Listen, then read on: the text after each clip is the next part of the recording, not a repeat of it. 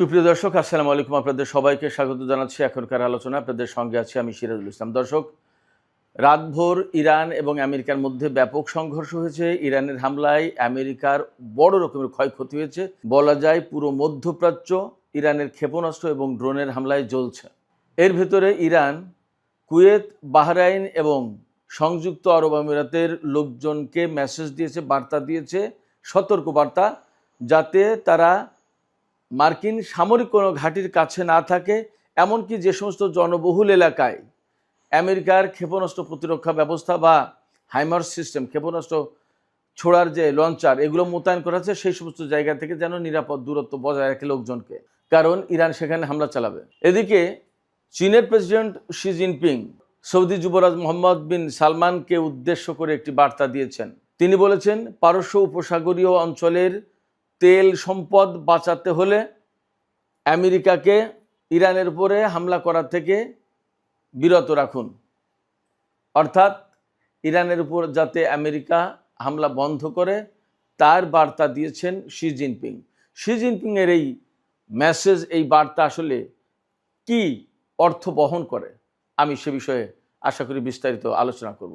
এদিকে মার্কিন যুদ্ধবাজ senator Lindsey গ্রাহামের মৃত্যু হয়েছে। তিনি মারা গেছেন, কিন্তু তার মৃত্যু নিয়ে নানান বিতর্ক।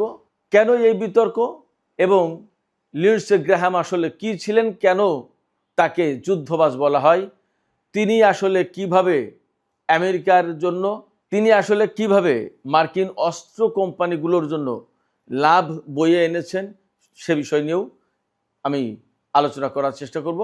আশা করি আপনারা আজকের এই ভিডিও থেকে বিশেষ কিছু গুরুত্বপূর্ণ তথ্য পাবেন। আর ভিডিও যদি ভালো লাগে তাহলে লাইক, কমেন্ট, শেয়ার করবেন এবং চ্যানেলটি সাবস্ক্রাইব করে সাথেই থাকবেন। দর্শক, শুরু করি ইরান এবং আমেরিকার মধ্যকার যে হামলা, পাল্টা হামলার ঘটনা, তা নিয়ে। এরই মধ্যে সামাজিক যোগাযোগের মাধ্যমে বিভিন্ন রকমের তথ্য ছড়িয়েছে। যেমন ইরান আমেরিকার আব্রাহাম লিঙ্কন বিমানবাহী রণতরীতে হামলা চালিয়েছে সিজিল ক্ষেপণাস্ত্র দিয়ে। আসলে এই তথ্যের কোনো বাস্তবতা আমি যাচাই বাছাই করতে পারিনি, শুধুমাত্র সামাজিক যোগাযোগ মাধ্যমে দেখছি। আরেকটা ভিডিও ছড়ানো হয়েছে, মার্কিন সবচেয়ে বড় যে বিমানবাহী রণতরী জেরাল্ড আর ফোর্ডে কিভাবে ইরান হামলা চালিয়েছিল এবং ইরানের হামলায় কিভাবে জাহাজটি জ্বলেছে, পুড়েছে এবং মারাত্মকভাবে ক্ষতিগ্রস্ত হয়ে ডকইয়ার্ডে স্থান নিয়েছে, সেই ভিডিও ছড়িয়ে পড়েছে। তবে বাস্তব যে ভিডিওগুলো বা বাস্তব যে তথ্য আমাদের কাছে আসছে, পাচ্ছি বা জানছি আমরা, সেটা হচ্ছে এই যে ইরান গত রাতে কুয়েতে ব্যাপক হামলা চালিয়েছে ক্ষেপণাস্ত্র দিয়ে এবং ড্রোন দিয়ে। ইরানের হামলায় কুয়েতে দুটো মার্কিন ঘাঁটি, আলী আল সালেম এয়ারবেস এবং শেখ আহমেদ আল জাবের বিমান ঘাঁটি, এই দুটো বিমান ঘাঁটিতে ব্যাপক ক্ষয়ক্ষতি হয়েছে। কোনো কোনো মাধ্যমে বলা হচ্ছে যে আমেরিকার একটা বিমান ঘাঁটি এখানে একদম সম্পূর্ণ ধ্বংস হয়ে গেছে। এই দুটো ঘাঁটিতে আমেরিকার হাইমার্স সিস্টেম, কেউ বলে হিমার্স, এই ক্ষেপণাস্ত্র ব্যবস্থা একদম ধ্বংস হয়েছে ইরানের ক্ষেপণাস্ত্র হামলায়। ইরান এইসব জায়গায় ব্যালিস্টিক ক্ষেপণাস্ত্র হামলা চালিয়েছে।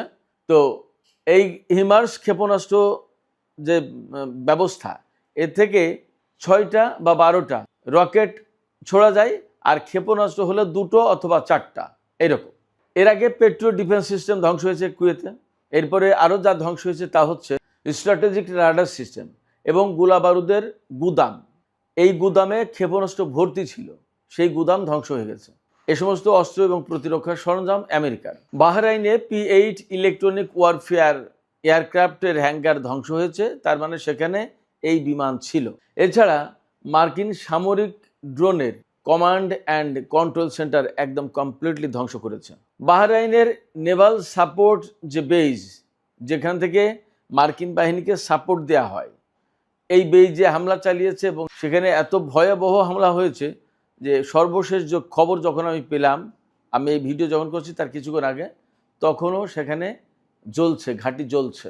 এর ভিতরে নতুনত্ব যোগ হয়েছে, ইরান ওমানে হামলা চালিয়েছে, ওমানের মার্কিন ঘাঁটিতে। সেখানে কি হয়েছে, সেখানে FPS long range air surveillance radar system আছে। এই সিস্টেমের উপরে আঘাত এনেছে ইরান। আর ওমানে আরেকটি মেরিটাইম অর্থাৎ সমুদ্রে নজরদারি চালানোর জন্য রেডার সিস্টেম সেট করা আছে, তাতেও হামলা চালিয়েছে। এরপরে সংযুক্ত আরব আমিরাতের আল জাফরা এয়ারবেজ, সেখানে ব্যাপক হামলা চালিয়েছে ইরান, জ্বলছে। অ্যাট দ্য সেম টাইম জর্দানের প্রিন্স হাসান এয়ারবেজ, সেখানেও হামলা চালিয়েছে। সেখানে জ্বালানি ডিপো এবং অস্ত্র গুদাম ধ্বংস হয়েছে। এর আগে রোববার তো সেখানে বিমানের হ্যাঙ্গার এবং বিমান ধ্বংস হয়েছিল বলে বলা হচ্ছে। কুয়েতে যে অস্ত্র গুদাম ধ্বংস হয়েছে সেখানে ATACMS এই ক্ষেপণাস্ত্র ছিল এবং টমাহক ক্রুজ ক্ষেপণাস্ত্র ছিল। অনেক বড় ক্ষতি আমেরিকার জন্য এটা। ইরান এই সমস্ত হামলার জন্য যে সমস্ত ক্ষেপণাস্ত্র ব্যবহার করেছে, প্রধানত কদর, ইমাদ, খাইবার শেখান, ফতে 110 এবং জুলফিকার। কেউ কেউ বলছে বা কোনো কোনো মাধ্যমে খবর পাওয়া যাচ্ছে যে ইরান সেজিল ক্ষেপণাস্ত্র ব্যবহার করেছে। এর ভিতরে কোনোটা কিন্তু হাইপারসনিক ক্ষেপণাস্ত্র, আর সবই তো ব্যালিস্টিক ক্ষেপণাস্ত্র। ইরান গত রাতে যেভাবে হামলা চালিয়েছে, ইরানের উপরেও কিন্তু আমেরিকা ব্যাপক হামলা চালিয়েছে। ইরানের খুজেস্তান প্রদেশের একটি শিল্প অঞ্চলে ব্যাপক হামলা চালিয়েছে, বিমান হামলা বা ক্ষেপণাস্ত্র হামলা চালিয়েছে। এরপরে বন্দর আব্বাসে, সিরিক দ্বীপে, কেশম দ্বীপে, কিশ দ্বীপে, অর্থাৎ পারস্য উপসাগরের যে ইরানি উপকূলের যে এলাকা, এই পুরো উপকূল এলাকার জুড়ে প্লাস ভেতরেও ব্যাপক হামলা চালিয়েছে, অনেক বড় হামলা। এর জবাবে ইরান কার্যত ক্ষেপণাস্ত্র বৃষ্টি চালিয়েছে মধ্যপ্রাচ্যে মার্কিন ঘাঁটিগুলো লক্ষ্য করে। শুধু তাই না, ইরান এখানে যে সতর্ক বার্তা দিয়েছে কুয়েত, বাহরাইন এবং সংযুক্ত আরব আমিরাতে লোকজনকে, তাদেরকে বলেছে যে আপনারা সবাই মার্কিন ঘাঁটিগুলো থেকে নিরাপদ দূরত্বে থাকেন, তা নাহলে কিন্তু আপনারা মারা যাবেন, হামলা করবে ইরান। পাশাপাশি বিভিন্ন লোকালয়, এই সমস্ত দেশের বিভিন্ন লোকালয় যেখানে বেসামরিক লোকজন বসবাস করে, সেই জায়গায় হাইমার সিস্টেম, মানে ক্ষেপণাস্ত্র প্রতিরক্ষা ব্যবস্থা বা ক্ষেপণাস্ত্র ছোড়ার জন্য লঞ্চার সিস্টেম, এগুলো সব বসিয়েছে। সেই সব জায়গা তো ইরান ঠিকই খুঁজে খুঁজে বের করে হামলা চালাবে, তাহলে বেসামরিক লোকজনের ক্ষয়ক্ষতি হবে। বেসামরিক লোকজন যাতে হতাহতের শিকার না হয়, ইরান এই জন্য কুয়েত, বাহরাইন এবং সংযুক্ত আরব আমিরাতের লোকজনের প্রতি আহ্বান জানিয়েছে যে আপনারা মার্কিন ঘাঁটি এবং মার্কিন সামরিক অস্ত্র প্রতিরক্ষা ব্যবস্থা এই সমস্ত যেসব জায়গায় আছে, সেই সব জায়গা থেকে আপনারা নিরাপদ দূরত্বে থাকেন। তার মানে এই সমস্ত দেশে ব্যাপকভাবে হামলা চালাবে ইরান, তাতে আপাতত আর কোনো সন্দেহ নেই। শুধু তাই না, ইরান কিন্তু এই হুঁশিয়ারি উচ্চারণ করেছে, পারস্য উপসাগরীয় যে সমস্ত আরব দেশ ইরানের বিরুদ্ধে যুদ্ধ করার জন্য আমেরিকাকে ঘাঁটি, বন্দর, আকাশপথ দিয়ে সহযোগিতা করছে, তারা যদি তাদের তেল সম্পদ ব্যবহার করতে চায় তাহলে এখনই এই সমস্ত ঘাঁটি ব্যবহার বন্ধ করুক, অর্থাৎ আমেরিকার সেনারা যাতে এই সমস্ত ঘাঁটি ব্যবহার করতে না পারে। একই কথা বলেছে চীনের প্রেসিডেন্ট শি জিনপিং সৌদি যুবরাজ মোহাম্মদ বিন সালমানকে। চীনা প্রেসিডেন্ট বলেছেন যে পারস্য উপসাগরীয় এলাকার আরব দেশগুলো যদি তেল এবং গ্যাস ব্যবহার করতে চায়, এই সম্পদগুলো যদি বাঁচাতে চায় ইরানের ক্ষেপণাস্ত্র থেকে, তাহলে এই সব দেশ যেন আমেরিকাকে তাদের ঘাঁটি মাটি ব্যবহার করা থেকে বিরত রাখে, বন্ধ করে দেয়, যাতে আমেরিকা ব্যবহার করতে না পারে। এক। দুই হচ্ছে, শি জিনপিং আরও বলেছেন যে এই পারস্য উপসাগরীয় আরব দেশগুলোর নেতাদের উচিত ইরানের নেতৃত্বকে ধ্বংস করার জন্য আমেরিকা যেভাবে ক্ষেপণাস্ত্র এবং বিমান হামলা চালাচ্ছে সেইগুলো বন্ধ করতে বাধ্য করা উচিত আমেরিকাকে। তার মানে এখানে চীনের পক্ষ থেকে কিন্তু আরব দেশগুলোকে একদম পরিষ্কার বার্তা দেওয়া হয়েছে। এই কথা মানে হচ্ছে যে তার মতামত বা তাদের পর্যবেক্ষণ বা তাদের সিদ্ধান্ত জানিয়ে দেয়া। এখন কি করবে সেগুলো সৌদি আরব বা পারস্য উপসাগরীয় আরব দেশগুলোর ব্যাপার। কিন্তু চীন যে এই বিষয়গুলোকে ভালো চোখে দেখছে না, এটা কিন্তু পরিষ্কার হয়ে গেছে শি জিনপিংয়ের এই বক্তব্য থেকে। এর মানেই হচ্ছে চীন কার্যত ইরানকেই সমর্থন করছে। তার মানে ইরানের উপর যে হামলা চালাচ্ছে আমেরিকা, সেই হামলাকে সমর্থন করলো না বা সেই হামলাকে পছন্দ করছে না, সেই হামলা বন্ধ হওয়া উচিত, তিনি সে বার্তাও দিলেন। ফলে এখানে একদম ক্লিয়ার, কোনো মতেই চীন এই যুদ্ধকে সাপোর্ট করছে না, আরব দেশগুলো যা করছে তাও পছন্দ করছেন না। তার মানে আরব দেশগুলোকে প্রেসিডেন্ট শি জিনপিং এই বার্তা দিলেন যে তারা যেন, অর্থাৎ আরব দেশগুলো যেন আমেরিকাকে সহযোগিতা না করে। এপাশে হরমুজ প্রণালী তো কার্যত বন্ধই রয়েছে। গতকাল অর্থাৎ রোববার সব কিছু মিলে মোট 6টা জাহাজ হরমুজ প্রণালী অতিক্রম করেছে। তার ভিতরে ইরানের 1টি বা 2টি জাহাজে 2 মিলিয়ন অর্থাৎ 20 লাখ ব্যারেল তেল পরিবহন করা হয়েছে। আর একটা জাহাজ ছিল কুয়েতের 5 লাখ ব্যারেল তেলের জাহাজ। মোট 6টা জাহাজ গতকাল চলাচল করেছে হরমুজ প্রণালী দিয়ে। তবে আমেরিকা যে দাবি করছে যে হরমুজ প্রণালী খোলা আছে, না, খোলা নেই, পরিপূর্ণভাবে খোলা নেই। কিছু কিছু জাহাজ যেতে দিচ্ছে ইরান, যেগুলোকে তারা অনুমতি দিচ্ছে। যাই হোক সুপ্রিয় দর্শক, আলোচনার শেষ পর্যায়ে মার্কিন যুদ্ধবাজ সিনেটর, যাকে হকিস বলা হয়, এটা মশহুর, তিনি একদম ফেমাস এইভাবেই, হকিস সিনেটর লিন্ডসে গ্রাহামের মৃত্যুর যে বিতর্ক, মৃত্যু সম্পর্কে যে বিতর্ক উঠেছে সেই সম্পর্কে কিছু কথা বলি।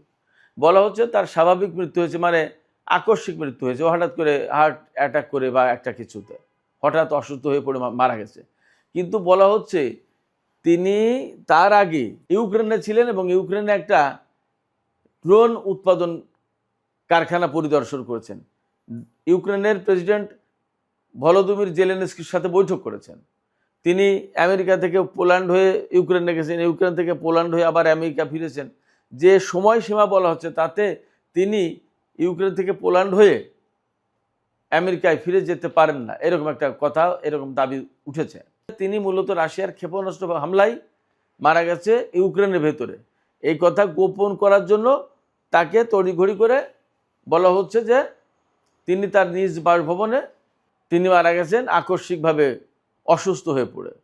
যাই হোক, তিনি যেভাবে মারা যান না কেন, তিনি মারা গেছেন, এটা হচ্ছে বাস্তবতা। কিন্তু তিনি যুদ্ধবাজ হিসেবে খ্যাত কেন, কি করেছেন তিনি? একদম সহজ। তিনি 2003 সালে সিনেটর নির্বাচিত হয়েছেন সাউথ ক্যারোলাইনা থেকে। সাউথ ক্যারোলাইনা থেকে সিনেটর নির্বাচিত হওয়ার পরে 2003 থেকে 2026 সাল পর্যন্ত তিনি 5 বার সিনেটর নির্বাচিত হয়েছেন। এবারও তিনি নির্বাচন করবেন বলে কথা ছিল। তো তিনি সবসময় আমেরিকার যুদ্ধের পক্ষে, অস্ত্র উৎপাদন বাড়ানোর পক্ষে, সামরিক বাজেট বাড়ানোর পক্ষে, বিভিন্ন দেশে দেশে যুদ্ধ, সামরিক আগ্রাসন বা সামরিক অভিযান যাই বলেন, এইগুলো চালানোর পক্ষে। যেমন এই যে ইরানের ব্যাপারে, ইরানের উপরে পারমাণবিক বোমা হামলা চালানো উচিত, ব্যাপকভাবে হামলা চালানো উচিত, একদম ইরানের নেতৃত্বকে, সরকারকে ধ্বংস করে দেওয়া উচিত, গাজাকে একদম ধ্বংস করে দেওয়া উচিত, সিরিয়ায় আমেরিকার হামলা চালানো উচিত, ইরাকে হামলা চালিয়েছে, আফগানিস্তানে, লিবিয়ায়, প্রত্যেকটা জায়গায় লিন্ডসে গ্রাহামের সমর্থন ছিল এবং তিনি সবসময় যুদ্ধের পক্ষে ওকালতি করে, সবসময় অস্ত্র উৎপাদন বাড়ানোর ব্যাপারে ওকালতি করে এবং সবসময় সামরিক বাজেট, মার্কিন সামরিক বাজেট বাড়ানোর ব্যাপারে ওকালতি করে। কারণ কি, তিনি যতবার নির্বাচিত হয়েছেন প্রত্যেকবার মার্কিন যত অস্ত্র নির্মাতা কোম্পানি, এই যে বোয়িং বলেন, লকহিড মার্টিন বলেন, তারপরে আপনার নর্থরপ গ্রুম্যান, এরকম যত কোম্পানি আছে, প্রত্যেকটা কোম্পানি তাকে, কোম্পানির মানে কর্মকর্তারা লিন্ডসে গ্রাহামকে নির্বাচনের সময় তহবিল সরবরাহ করে, তহবিল দেয়, মানে অর্থ দেয়, ডলার দেয়, যাতে তিনি নির্বাচনে ব্যাপকভাবে পয়সা খরচ করতে পারেন এবং তিনি নির্বাচন করার পর থেকে আজ পর্যন্ত কখনো সম্ভবত হারেননি। কারণ কি, ব্যাপকভাবে তিনি টাকা খরচ করেন। আর তাতে এই অস্ত্র কোম্পানিগুলো তাকে কেন টাকা দেয়?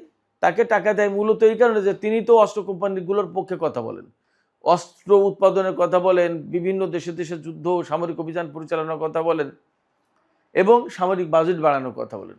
এইগুলো যখন হয় তখন অস্ত্র কোম্পানিগুলো আলটিমেটলি লাভবান হয়, যার কারণে লিন্ডসে গ্রাহামকে তারা সবাই পছন্দ করে, তাকে টাকা দেয় এবং তিনিও ওই সমস্ত অস্ত্র কোম্পানির জন্য কথা বলেন, কাজ করেন।